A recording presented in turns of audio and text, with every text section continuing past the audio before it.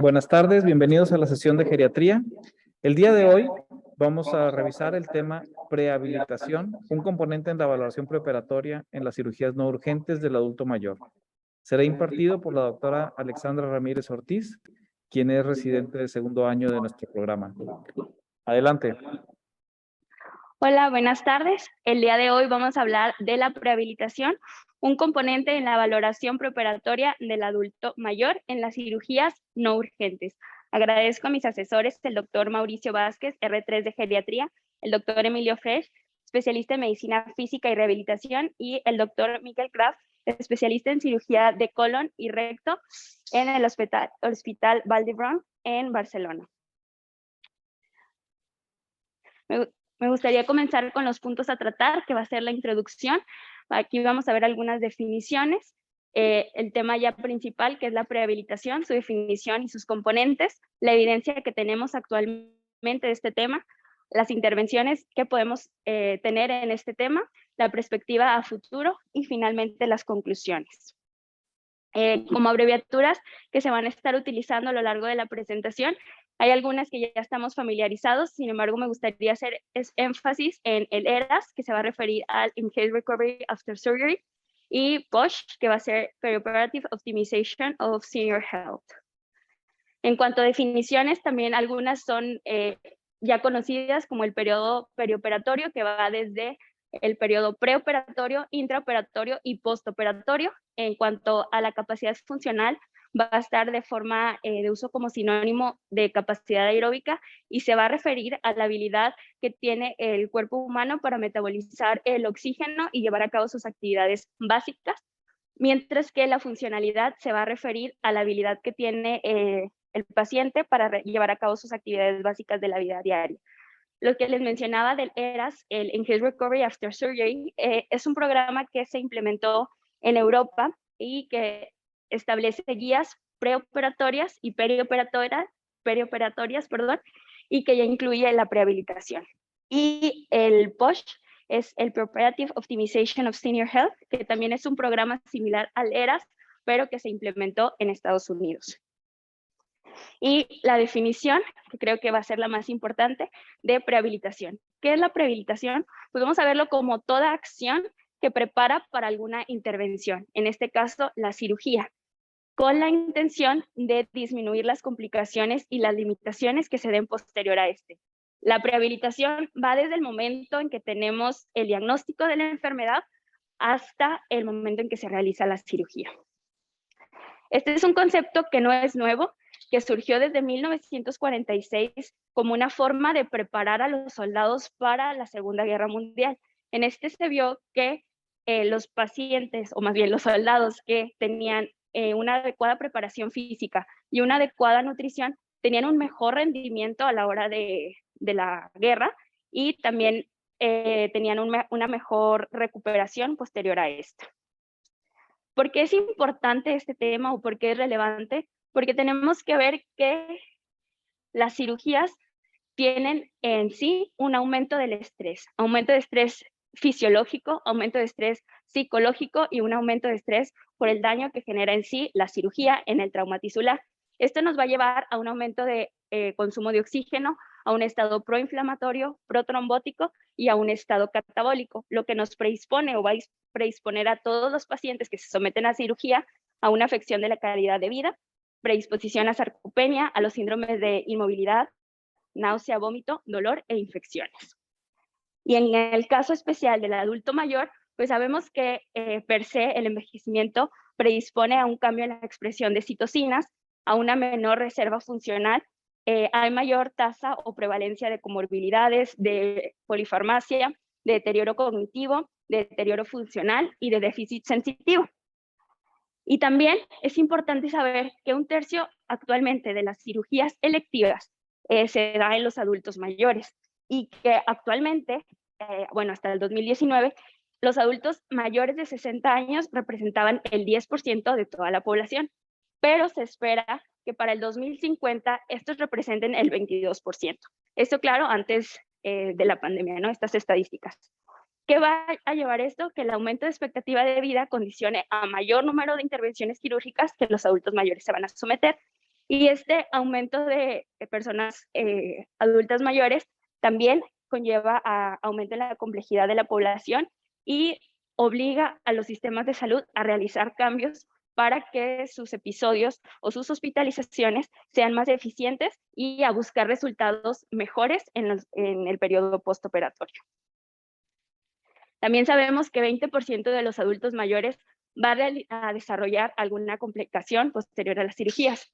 ¿Qué tienen estas complicaciones? Pues va a haber mayor tasa de readmisión, mayor días de estancia intrahospitalaria, mayor tasa de mortalidad, pero también sabemos que la funcionalidad posterior a la cirugía puede verse afectada hasta 30% simplemente por el hecho de someterte a alguna cirugía. ¿Qué pasa en los adultos mayores? 1 de cada 5 va a tener un deterioro en el estado funcional 30 días posteriores a cirugía. Entonces, deberíamos de considerar a la disminución de la funcionalidad como una complicación postquirúrgica, ya que la disminución de la funcionalidad de al menos una de las actividades básicas de la vida diaria se correlaciona directamente con la morbilidad a 1 año de la cirugía. ¿Qué se ha hecho para disminuir o tratar de amortiguar este daño? Cirugías mínimamente invasivas, mejor control del dolor postoperatorio, anestesias más seguras, más locales, con menor uso de opioides. Se ha buscado implementar que las cirugías sean basadas en evidencia, basadas en recomendaciones, y por esto se han creado programas y guías que nos ayuden a seguir un camino especializado en los adultos mayores. También pues, está la ya conocida valoración preoperatoria del adulto mayor. Este es un checklist que creó la American College of Surgeons en el 2012 y que se actualizó en el 2016. Sin embargo, me gustó esta tablita porque viene como forma de checklist. ¿Y qué evalúa o qué recomienda el American College of Surgeons? Pues lo que ya conocemos. Realizar una valoración preoperatoria con historia clínica completa, exploración física. No me voy a extender mucho en toda la valoración preoperatoria porque sería otro tema por completo, pero en esta vamos a valorar las comorbilidades, vamos a solicitar algunos estudios básicos en todos nuestros pacientes, biometría, tiempos de coagulación, función renal, electrolitos, y vamos a realizar una valoración cognitiva con alguna de las escalas que también ya conocemos, un tamizaje de depresión con el PHQ-2, y vamos a identificar factores de riesgo para el delirio. También vamos a ver si hay abuso de sustancias. Podemos utilizar el cuestionario CAGE para el alcoholismo o preguntar directamente a los pacientes si consumen alcohol, si fuman o si consumen alguna otra sustancia. Y debemos de realizar una evaluación pulmonar. Esta evaluación pulmonar tiene que ser individualizada a cada paciente. Es decir, si el paciente fuma, pues vamos a hacer la recomendación de suspender tabaquismo y probablemente sí vayamos a requerir algún estudio más especializado, además de la radiografía, por ejemplo, una espirometría o un TAC. Sin embargo, si no detectamos ningún factor de riesgo, pues no sería necesario la espirometría o la TAC. En cuanto a la evaluación cardíaca, aquí nos vamos a apoyar de las guías de la AJA, que la más reciente fue en el 2014, y la ESC, que la más reciente fue el mes pasado, que recomiendan primero evaluar los factores de riesgo cardiovasculares, puede ser con la escala NSQIP, o identificar directamente algunos factores como hipertensión, tabaquismo, dislipidemia, y con base en esto, ver qué estudios vamos a solicitar.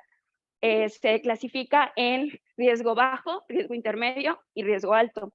Por el simple hecho de que nuestros pacientes van a estar arriba de 65 años, ya se considera como factor de riesgo intermedio. Entonces nos veríamos obligados a pedir biomarcadores como troponinas y BNP, además de un electrocardiograma.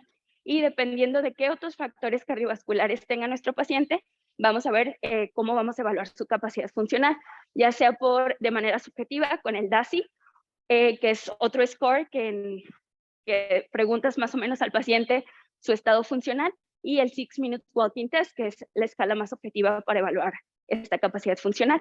Y con esto vamos a establecer el riesgo y vamos a ver qué otros estudios vamos a solicitar, como un ecocardioestrés o un estrés en banda. También debemos de evaluar el estado nutricional, aquí el Mini Nutritional Assessment, y qué tanto acceso a la comida y a la deglución tiene nuestro paciente. También nos podemos apoyar de albúmina y prealbúmina.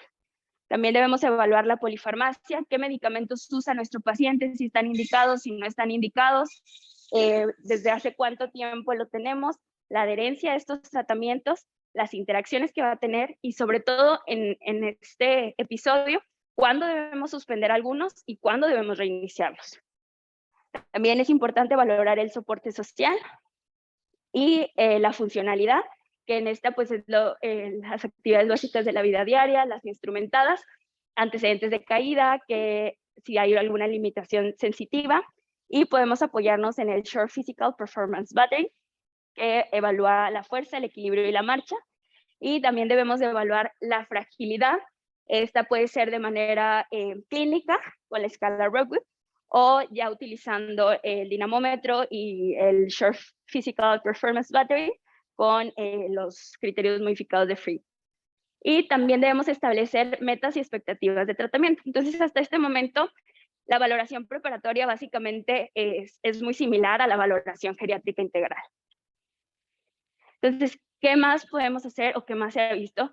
Pues bueno, el programa ERAS, que es el Enhanced Recovery Surgery, surge en el 2001 por la Asociación de Cirujanos en Europa, que buscan evaluar las técnicas quirúrgicas de todo el periodo perioperatorio para establecer algunas recomendaciones que puedan beneficiar a los pacientes. Entonces, ellos establecen estos tres tiempos quirúrgicos. El preoperatorio, en el que va a haber una consejería de preadmisión, va a haber las recomendaciones de tromboprofilaxis, de profilaxis con antibiótico y de premedicación.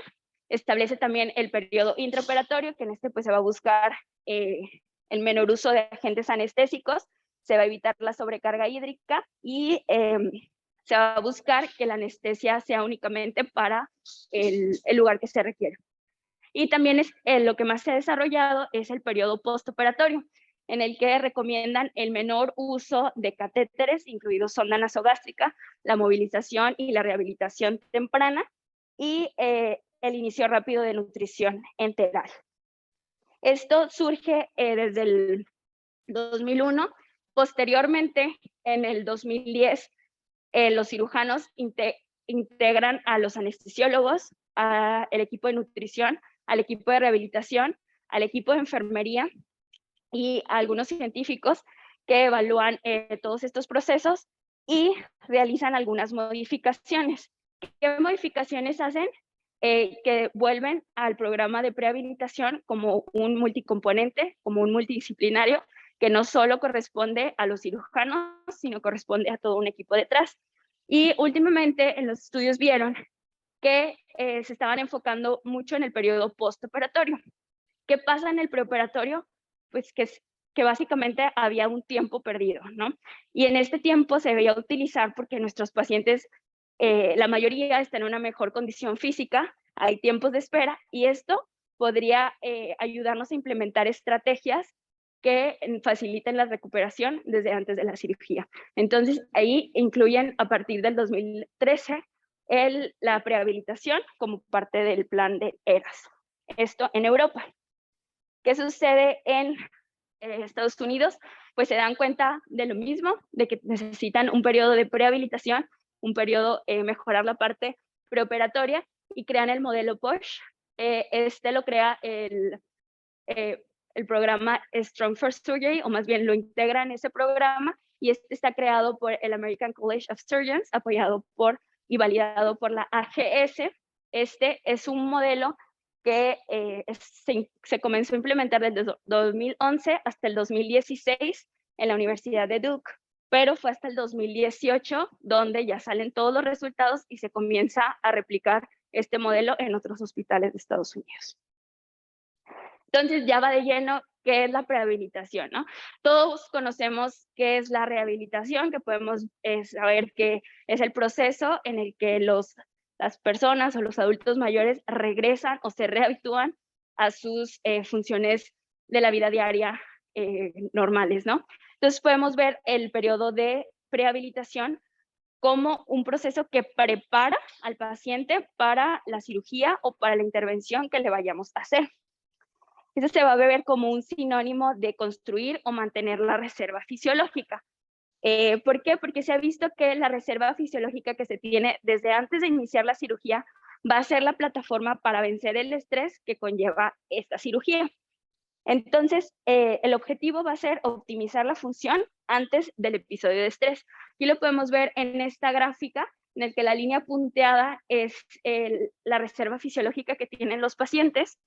En la línea, el color verde, vemos todas las fases que actualmente los pacientes se someten sin la prehabilitación, en la que se puede ver que hay una caída de la reserva fisiológica esperada al momento de la cirugía, y luego hay una recuperación gradual en el periodo de rehabilitación y posrehabilitación. ¿Qué hace la prehabilitación? Pues bueno, incrementa esta capacidad funcional antes de la cirugía para reducir el impacto que va a tener la caída durante la cirugía, y va a acelerar el proceso de rehabilitación y posrehabilitación para recuperar el nivel de funcionalidad normal que tenía el paciente. Pero ¿qué sucede en los adultos mayores o en los pacientes con algo de fragilidad?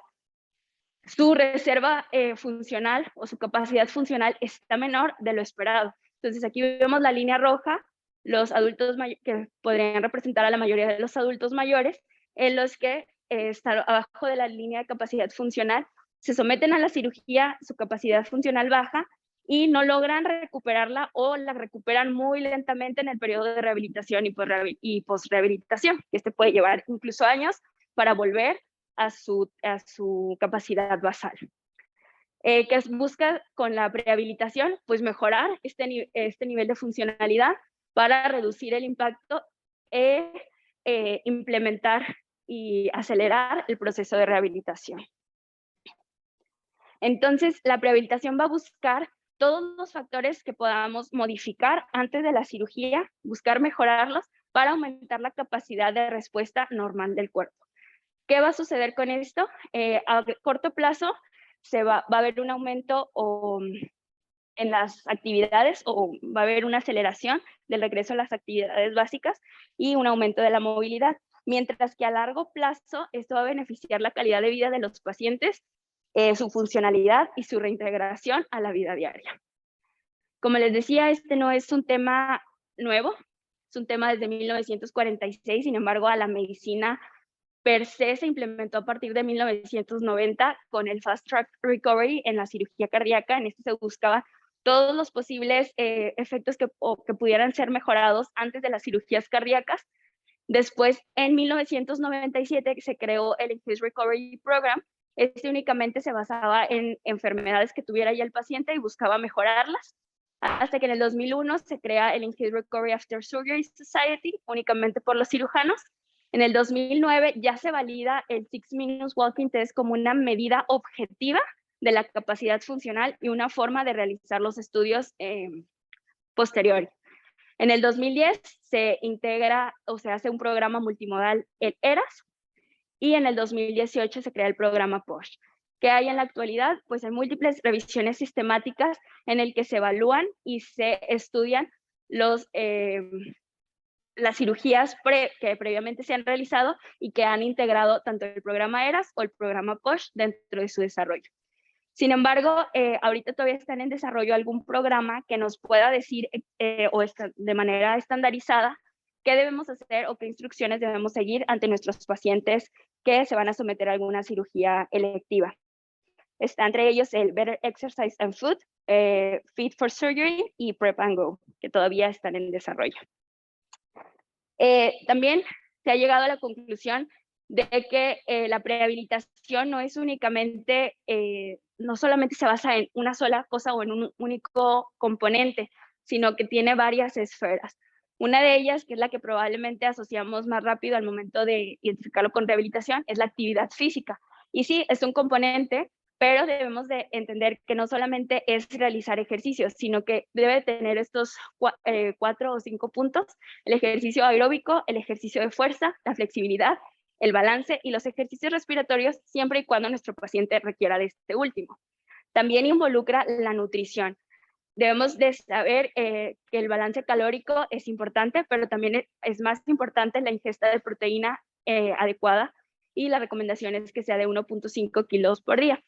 Y otra esfera es la que siempre asociamos con la valoración preoperatoria, que es mejorar las condiciones médicas de nuestros pacientes. Esto van a incluir el control de comorbilidades, mejorar en caso de que haya anemia, en caso de que haya consumo de alcohol o de tabaquismo, y una esfera que probablemente es la que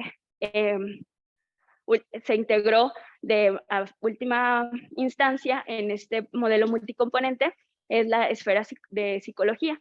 En esta integra tanto la educación para el paciente como la educación para las familias, evalúa la cognición del paciente y emplea estrategias de relajación, de ejercicios de visualización y ejercicios de concentración. ¿Cuál es la aplicación actual de estos programas? Pues bueno, primero se empleó únicamente cada uno de esos componentes por separado.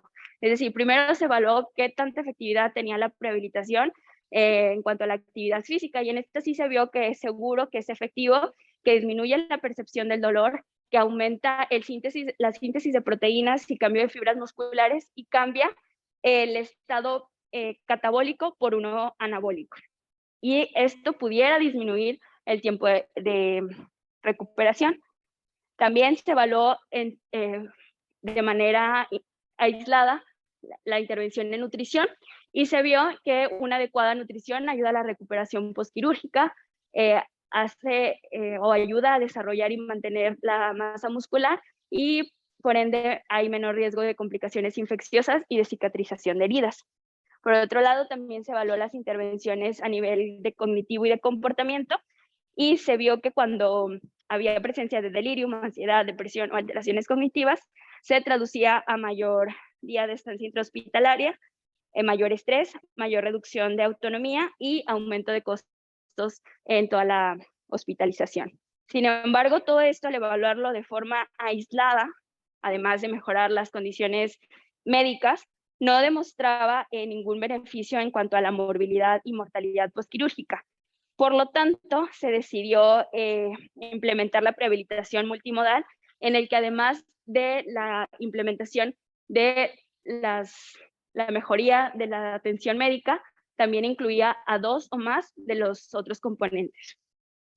Y se hicieron estudios ya multimodales en los que ya incluían casi la mayoría estos 4 componentes. Desde el 2010 se han hecho múltiples estudios y todos han demostrado beneficios en cuanto a si se implementa o no la prehabilitación.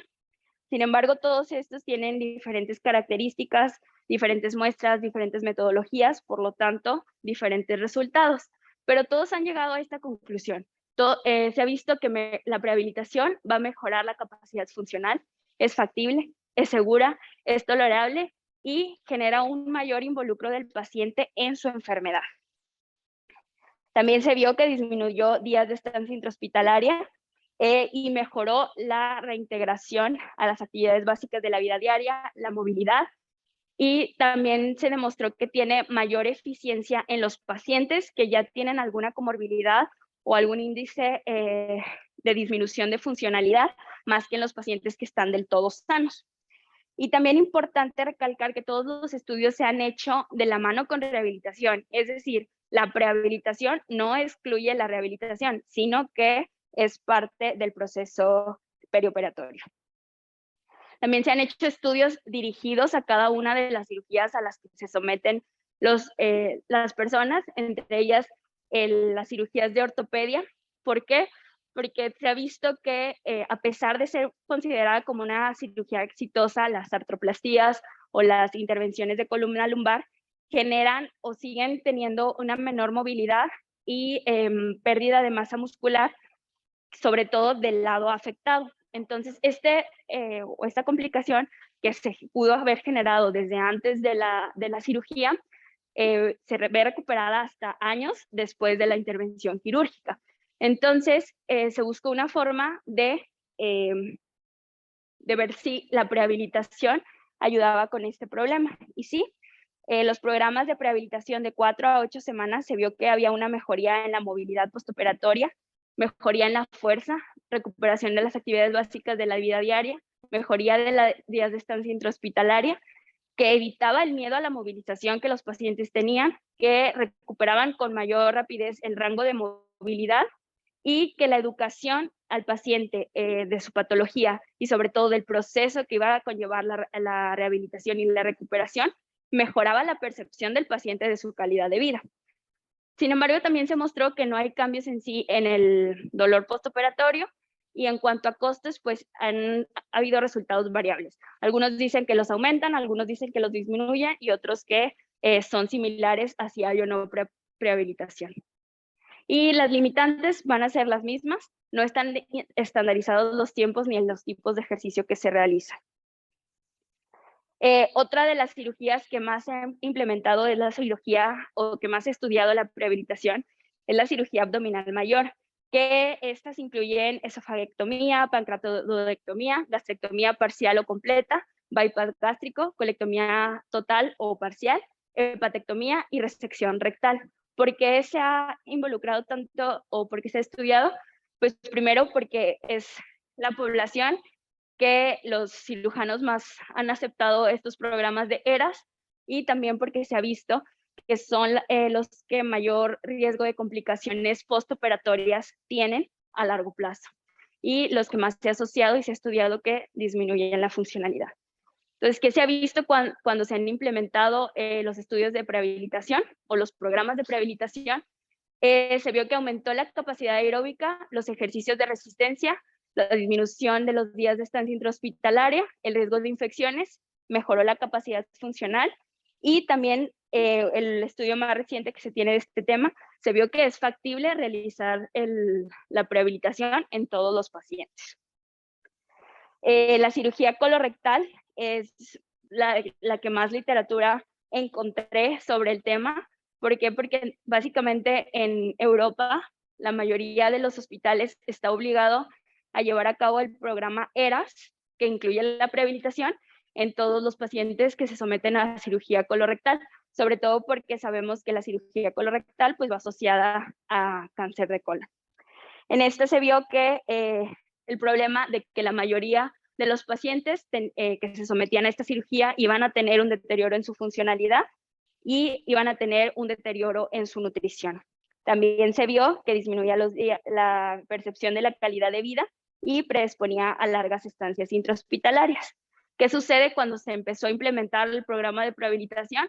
Pues que mejoró la capacidad funcional, la percepción de la calidad de vida, la salud mental, disminuyó las alteraciones cognitivas que se presentaban durante el periodo de hospitalización y también se vio que había menos complicaciones postoperatorias. ¿Cuáles son las limitantes? Las mismas que hemos venido mencionando, que no hay algo estandarizado en cuanto a los tiempos y las intervenciones a realizar. Otras cirugías en las que se ha visto el beneficio de la prehabilitación es en la cirugía de cáncer esofagogástrico y en la cirugía hepática, tanto en neoplasias, metástasis, como también en los pacientes que se van a someter a los trasplantes hepáticos. Aquí en estos dos ya incluyen toman como principal resultado la mejoría de la percepción de la calidad de vida de los pacientes, que es algo que muchas veces no consideramos. Otra de las cirugías que también es muy común y que conlleva múltiples complicaciones es la cirugía de pulmón, ya sea por cáncer o por alguna otra enfermedad. Entonces, en esta también se ha buscado implementar el modelo de prehabilitación. Sin embargo, en esta no se han visto los mismos resultados que en las cirugías anteriores. En esta, los pacientes que se ven mejor beneficiados son los que ya tienen un problema de base pulmonar que en verdad limita sus capacidades pulmonares, y también en los pacientes que realizan actividades de alta intensidad o de alto impacto. Por lo tanto, son menos los pacientes que se han visto beneficiados por este programa.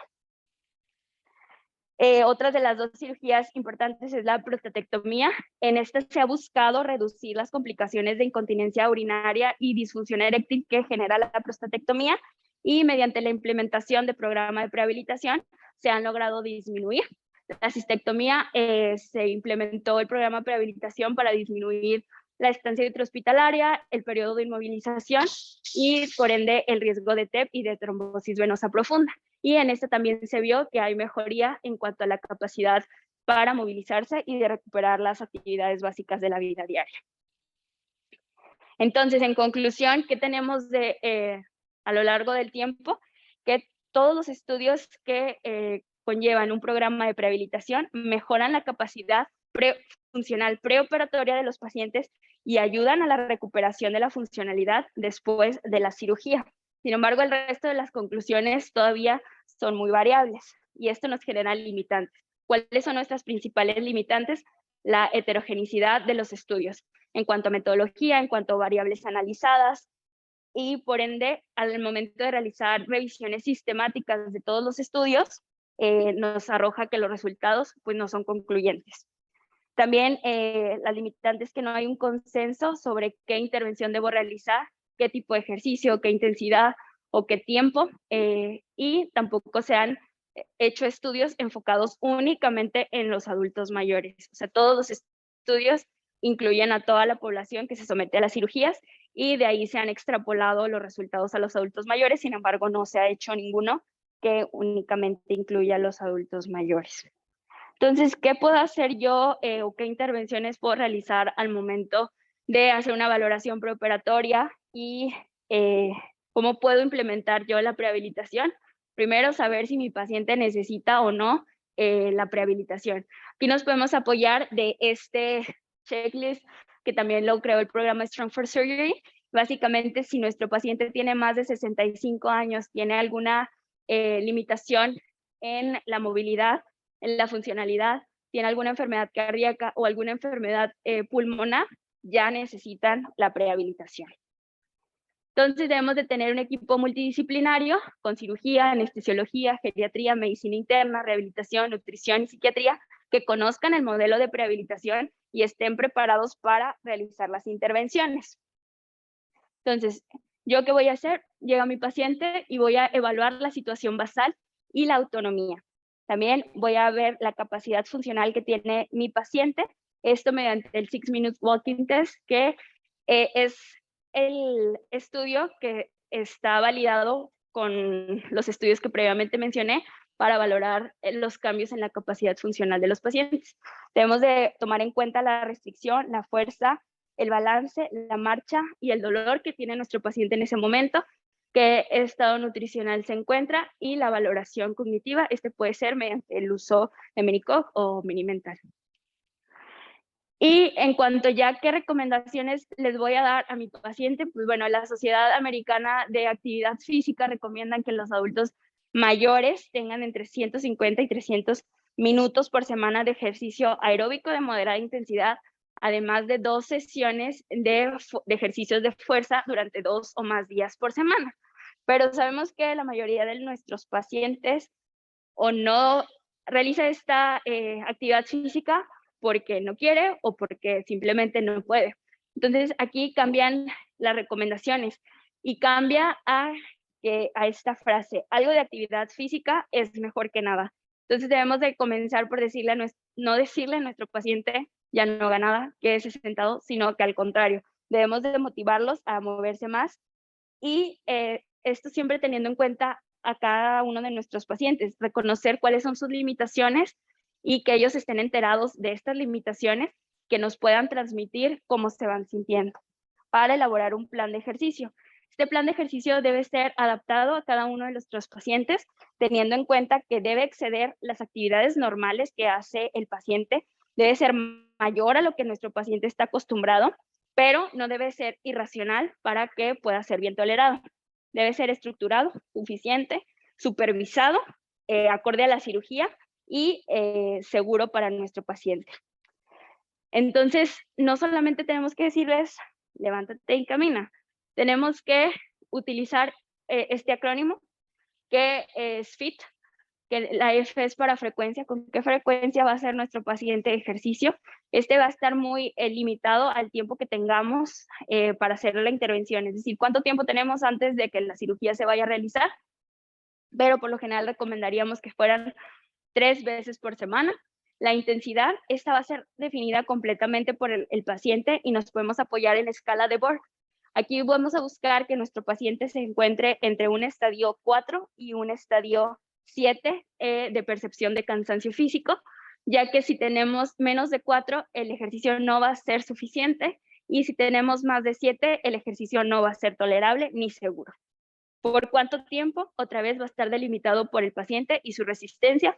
Sin embargo, se considera que 30 minutos al día pueden ser suficientes. ¿Y qué tipo de ejercicio?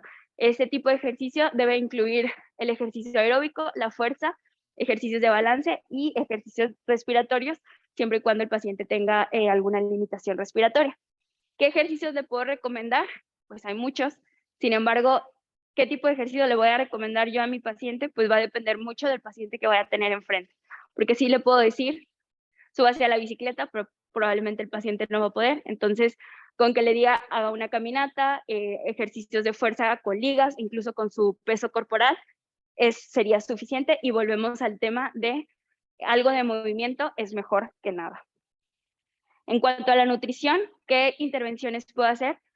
Se recomienda que se haga un estudio pre y post quirúrgico de la nutrición, que le demos prioridad a la ingesta de proteínas antes de la ingesta de calorías. Recomendar el ayuno tardío, es decir, que si los pacientes se van a someter a cirugía, lo pongamos en ayuno lo más tarde que se pueda y se reinicia la alimentación lo más pronto posible. Considerar suplementos orales siempre y cuando se necesite, que prefiramos siempre la nutrición enteral antes que la parenteral y que tengamos un manejo conjunto con nutrición. Entonces, en el mundo ideal, si tenemos al nutriólogo o podemos tener a un nutriólogo a un lado de nosotros. Sin embargo, muchas veces toca que nosotros le demos estas recomendaciones a nuestros pacientes. ¿Cuándo es necesario que yo me asesore o que pida apoyo de algún nutriólogo? Cuando veamos que mi paciente tenga un índice de masa corporal menor a 20, que tenga una pérdida de peso de más del 10% en los últimos 6 meses, o que haya disminuido su ingesta de alimentos más del 50% en la última semana. También es importante considerar una valoración nutricional si la albúmina ya es menor a 3. En general, las recomendaciones nutricionales es que demos de proteína 1.5 miligramos kilo por día, que valoremos si nuestro paciente necesita o no suplementos y multivitamínicos. En cuanto a las intervenciones psicológicas, ¿qué es lo que podemos hacer? Primero, educar a nuestro paciente, educarlo sobre la enfermedad, sobre qué esperar de la cirugía y qué metas tiene de la cirugía y del periodo de recuperación. También se ha visto que los ejercicios cognitivos van a proteger de los efectos del estrés quirúrgico y previenen el declive neurológico. Entonces, podríamos recomendar 1 hora diaria de ejercicios cognitivos que incluyan ejercicios de memoria, de atención, de flexibilidad y resolución de problemas. ¿Cómo puedo lograr esto? Bueno, implementándolos 1 hora mínima diariamente durante todo el tiempo de prehabilitación. Y en uno de los estudios de JAMA que evaluaban la prehabilitación, recomendaban o validaban esta aplicación que es Luminosity, que se puede utilizar sin internet en cualquiera de, ya sea en una computadora, una tablet o un celular. Y en esta hay ejercicios que los adultos mayores o cualquiera de nosotros puede hacer para ayudarlos a los ejercicios cognitivos. Entonces, ¿qué sigue en la prehabilitación? Pues lo más importante, implementarla. Y para implementarla se tendría que tener un modelo de salud, que sería básicamente nuestro modelo ideal, que llega a nuestro paciente que necesita cirugía y en esta evaluación inicial detectamos que si hay un deterioro o no de la funcionalidad, si hay alteración en la capacidad física o en la actividad física, nutricional, o si hay datos de ansiedad o depresión. En caso de que no los haya, nos mandamos únicamente a la valoración preoperatoria que ya conocemos, que va a incluir la optimización de todos el proceso, las comorbilidades y procedimientos médicos. Sin embargo, si detectamos alguna limitante, podemos mandarlo a la clínica de prehabilitación, donde ya se encontrará todo el equipo multidisciplinario que va a establecer programas de ejercicio, de nutrición y cognitivos para posteriormente enviarlos a cirugía y después el periodo de rehabilitación. Entonces, ¿qué podemos hacer para lograr este modelo? Pues primero estamos todo el equipo multidisciplinario, que debemos de pensar en los pacientes como atletas que se preparan para un maratón. Es decir, tenemos que hacer ejercicios dirigidos al maratón que se va a correr, o sea, a la cirugía que se va a correr. Debemos de fomentar descanso y recuperación, dar una dieta adecuada, propiciar el bienestar mental, hacer un análisis del desempeño día a día y de la efectividad del programa o de las intervenciones que estoy haciendo para poder cambiarlos en caso de ser necesarios.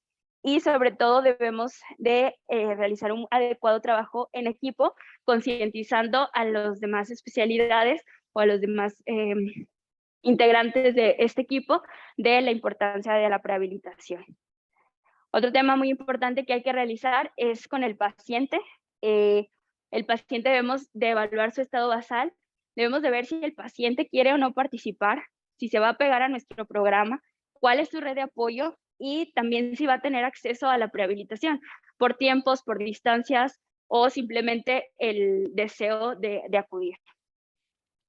Y debemos de emplear estudios en los que se enfoquen en los adultos mayores o en los pacientes con fragilidad y estandarizar estos programas. Para lograrlo, pues también tendríamos que cambiar nuestro sistema de salud en el que también se incluya un tiempo para la prehabilitación antes de la cirugía. Y otro factor que debemos hacer es conocer y aplicar herramientas que ya existen. Entre ellas está el BB-Frail, que es un programa de ejercicio físico multicomponente que se emplea actualmente en España, en el que se realiza una valoración funcional y se cataloga a cada paciente de la A a la D, dependiendo de sus limitaciones físicas, siendo la A limitación grave o discapacitado y la D limitada o mínima limitación en los movimientos, y con base en esto se les da lo que llaman un pasaporte. Este pasaporte igual va de la A a la D y dependiendo de qué pasaporte tiene van a ser los ejercicios que se van a recomendar. Todos incluyen ejercicios de fuerza, ejercicios cardiovasculares, que en este caso va a ser la caminata, ejercicios de equilibrio y marcha, ejercicios de flexibilidad, y es un manual que dice cómo se debe hacer cada uno de estos ejercicios y también dice cómo tenemos que ir progresándolos en cuanto a intensidad y en cuanto a repeticiones. También en esto basándonos en las capacidades y las restricciones de cada uno de los pacientes. También podemos apoyarnos de los ejercicios o recomendaciones de ejercicios que se hacen para los pacientes con cáncer, que en el cáncer es donde más se ha aplicado este programa de prehabilitación. Y aquí recomiendan también ejercicios aeróbicos y de resistencia por 2 o 3 semanas. Y conocer que hay diferentes asociaciones o programas que están estudiando ahorita la prehabilitación. El Preoperative Quality Initiative, que más que nada es de nutrición, está en Estados Unidos, que ya les mencionaba de Strong for Surgery, está en Estados Unidos, toda la asociación de ERAS Society, que está en Europa, y una que no había mencionado es el Macmillan Cancer Support, que es para los pacientes que que tienen cáncer, sin embargo tienen guías muy definidas y muy estandarizadas sobre qué ejercicio se debe de hacer, y muchos están enfocados en la prehabilitación. Entonces, ¿qué voy a hacer si mi paciente va a una valoración preparatoria y tiene cáncer de colon, diabetes e hipertensión? Pues voy a hacer toda la valoración preparatoria completa y voy a identificar qué problemas tengo. En este caso, mi paciente era completamente funcional, no tenía mayores comorbilidades, a excepción de las ya mencionadas. Entonces, ¿qué tengo que hacer? ¿Ahí termina mi intervención? Pues no, debo de hacer un plan para que mi paciente conserve esta funcionalidad. Entonces, aquí tenemos que hacer un programa de prehabilitación, tenemos que adelantarnos a las posibles complicaciones que mi paciente pudiera tener en la hospitalización y debemos de hacer un plan de egreso y de rehabilitación. ¿Qué debe incluir mi programa de prehabilitación? La nutrición, en este caso, que tiene cáncer de colon, probablemente ya esté afectada o ya tenga una malnutrición, entonces debo ya desde este momento incorporar al equipo a nutrición. Debemos de hacer un abordaje completo de las comorbilidades, sobre todo porque probablemente vaya a haber anemia en el paciente, y mejorar estas condiciones médicas.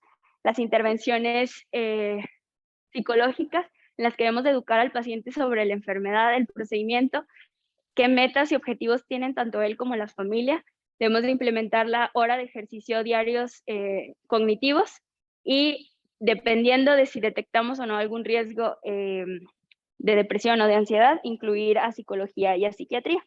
Y aquí podemos implementar el programa FIT. En este caso, el paciente entraría con limitación moderada, como poniendo un ejemplo. Entonces le tocaría caminata de 2 minutos, la rueda de ejercicios tipo B, que incluyera fuerza, equilibrio, flexibilidad y aeróbico, mínimo 3 veces por semana.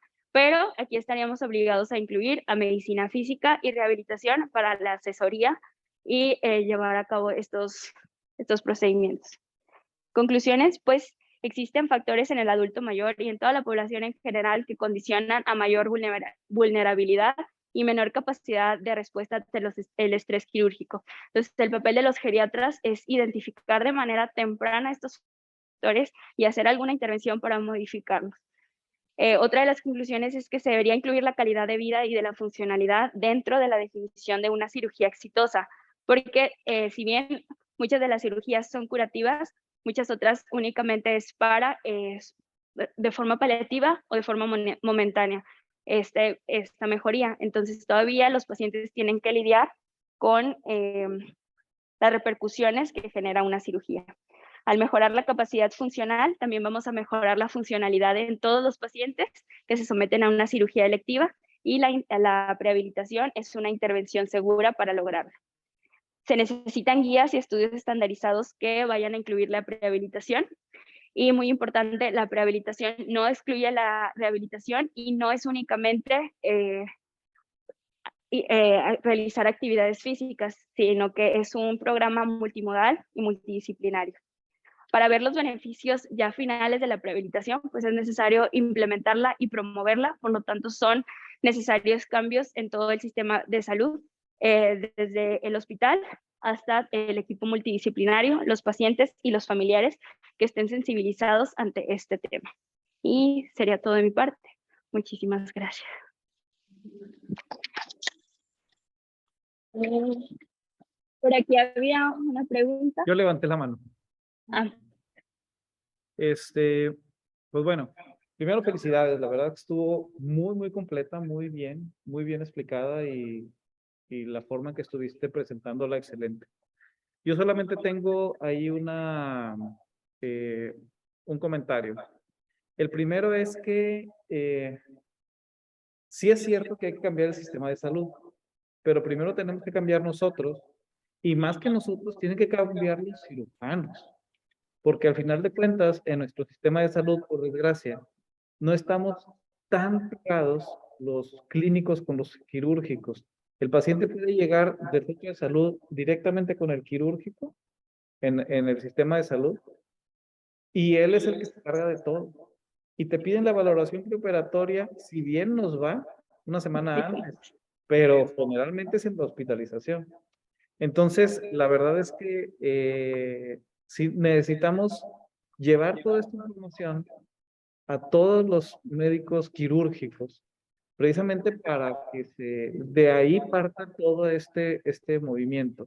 Nosotros podemos hacer todo lo posible por hacerlo, pero incluso en la medicina privada, muchas veces el paciente llega primero, aunque sea tu paciente que tú lo ves cada mes o cada 2 meses, se va directo con el quirúrgico, porque dice, es que esto no es del doctor, esto no es del geriatra, esto es del traumatólogo. Y te terminan llamando cuando ya está en el hospital. Entonces, aquí lo más relevante es, uno, obviamente, es nosotros tener esto como algo ya interiorizado, llevar toda esta información a los quirúrgicos, y ahora sí, empezar a transformar el sistema. Pero mientras los quirúrgicos no estén concientizados de toda esta información, entonces va a ser un poquito difícil, o va a ser más difícil lograr ese cambio en el sistema. Entonces, bueno, pues aquí la tarea en cuanto a los adultos mayores es de nosotros poder hacer este tipo de capacitaciones y llevarlo a todos los quirúrgicos que estén interesados. Por desgracia no puede uno llevarlos a todos, pero sí por lo menos llevarlo, por ejemplo, a la residencia, en donde ya los que salgan preparados salgan con este gen. Y por otro lado, tenemos todo esto que presentaste como prehabilitación. Finalmente es algo que tendríamos que estar haciendo nosotros como geriatras con todos nuestros pacientes, ¿verdad? Es decir, había algunos detalles muy pocos que eran muy específicos de la cirugía, pero todo lo demás, toda la valoración preparatoria, la nutrición, el ejercicio, todo eso lo tenemos que estar haciendo siempre. Entonces, es muy importante que no se nos olvide que si queremos que a nuestros pacientes le vaya bien en lo que sea, tenemos que cumplir con todo esto. No nada más con la valoración preparatoria, sino hacer algo con los resultados de esa valoración preoperatoria. Sí, completamente de acuerdo, doctor. De hecho, una de las razones por la prehabilitación, me enfoqué un poquito en la parte quirúrgica, porque era donde más ha habido evidencia o ha habido estudios, porque efectivamente no se emplea como debería, o sea, en la magnitud que debería, porque los cirujanos no están familiarizados, sobre todo los programas que se han implementado. Me llamó la atención que la literatura ni siquiera es en Estados Unidos, o sea, la mayoría es en Europa, todos. Entonces eso llama la atención y quiere decir el compromiso que tienen en general los cirujanos y pues todo el equipo multidisciplinario con el tema. Arturo. Ok, Mauricio tiene la mano levantada.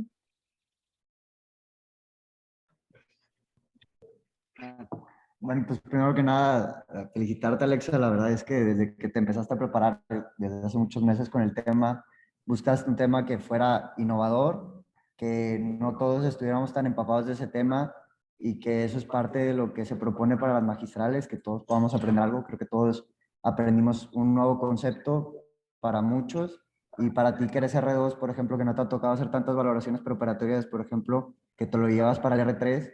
Y creo que uno de los objetivos en las magistrales es que tu presentación pueda ser considerada como una presentación de referencia para cuando nos enfrentemos a los pacientes y podamos decir, oye, puedo ir a la presentación o consultar la presentación de Alexa, y prácticamente tiene todo lo que teníamos que haber abordado el tema, y creo que lo lograste súper bien en ese tema.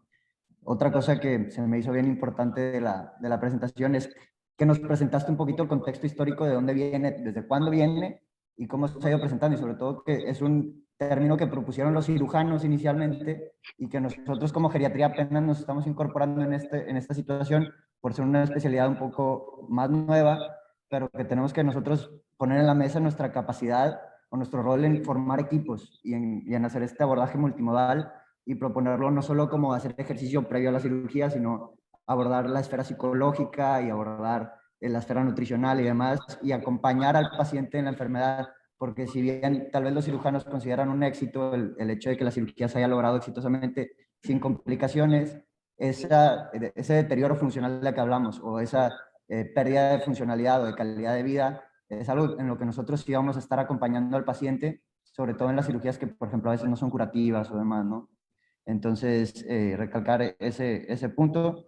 Y finalmente creo que pues hiciste un súper buen papel en proponer herramientas de diagnóstico, propuestas puntuales en las que podemos hacer intervenciones y un ejemplo al final de la presentación que estuvo muy bien. Gracias. Muy bien, ¿el doctor Arturo quiere comentar algo? Yo comparto la opinión de lesión, en el sentido de que esta presentación puede ser un punto de referencia para las especialidades para cualquier institución donde se tenga esta amenaza. Y un poco dando seguimiento a lo que comentaba la doctora Vela, si bien es cierto que en México las instituciones de salud no están depuradas de tal forma que estos programas puedan entrar sí, mañana. Yo creo que también en el problema está la oportunidad, porque las instituciones públicas de salud, además tienen un diferimiento quirúrgico para obviamente las no sé cómo se me ahorita metropolitano, pero que ahorita en mi situación personal, un paciente que ahorita llegue y que tenga que operar la rodilla, se le va a levantar. Entonces, viene el paciente contigo primero asustado porque le da miedo de la cirugía. Y luego ya se voy con el farmacólogo y le digo, pero y pues regresan contigo muy desanimados, casi enojados, y a mí como que pueden. Entonces, ahí es donde está el área de oportunidad de esos meses que comentabas que tenemos para hacer la rehabilitación. Y en esa consulta, hacer todo el éxito de que no es para que se determinen que la paciente esté enojada, sino que es un área de oportunidad para mejorar las condiciones del paciente. Sí, obviamente habrá casos que se pueden hacer, que te dicen, te hablan para la evaluación operatoria y se cae hoy. Y pues ahí hay un poco que intervenir en esas horas. Pero en el área pública, yo creo que sí se puede. Ya luego depende de cómo se va a tratar con la geóloga, la rehabilitación, inclusive poco a poco con los cirujanos, ¿no? Diciendo el concepto de rehabilitación. Pero yo creo que sí se puede. Y ahí es donde uno como ya sabemos todo eso, pues tenemos que estar conscientes de cambio para que esto vaya funcionando. Bien, gracias. Ok, La doctora Karina. es que hay gente también acá. El doctor Julio, luego Aníbal, luego Karina y luego Amado. Adelante, Muchas gracias. Julio. Espero me escuchen bien. A mí me gustó muchísimo también la presentación. Por ahí hice algunos comentarios en el chat sobre nada más ese par de detalles, ¿no? Las espirometrías forman parte del componente básico de la valoración preoperatoria desde los 70s. El asunto es que el acceso a las espirometrías no es tan sencillo aún hoy en día. Tampoco es fácil que en todos lados nos las hagan y que nuestros pacientes puedan hacer una espirometría de manera adecuada. Entonces, no nada más en los enfermos o en los pacientes que tienen algún padecimiento, sino debería ser parte, incluso forma parte de los componentes del Goldman y del DETSky. Y cuando no tenemos una espirometría, debemos de incluso calificarlos como positivos, es decir, como un punto en contra de la valoración preoperatoria. Entonces eso nada más para señalarlo. Y dos, ya después de que nosotros teníamos allá en México una consulta de valoración preoperatoria de los residentes y veíamos a todos los pacientes, pero a todos, que tenían una cirugía programada independientemente de la edad. De hecho, el paciente no se hospitalizaba si no contaba con una valoración preoperatoria de medicina interna, en este caso. No había geriatría en ese momento, ¿no? Y entonces, bueno, pues en algún momento esperemos que en alguno de nuestros hospitales se pueda lograr eso. Yo llevo intentándolo varios años y hasta ahora no lo he logrado, ¿no? Por esta misma resistencia y no de los cirujanos. La resistencia ha sido del área clínica a establecer una consulta de valoración preoperatoria en geriatría. Muy bien. Aníbal. Gracias, doctor. Hola Alexa, ¿cómo estás? Yo nada más igual me quería sumar a las felicitaciones, la verdad fue una excelente sesión. Creo que abordaste todos los temas de una manera muy puntual, muy buena y de hecho creo que incluso con la revisión que hiciste, si la puedes resumir, incluso te saldría como para una revisión para poderla publicar en alguna revista. Muchas felicidades. Gracias. Muy bien. La doctora Karina quiere hacer un comentario. Sí, nada más el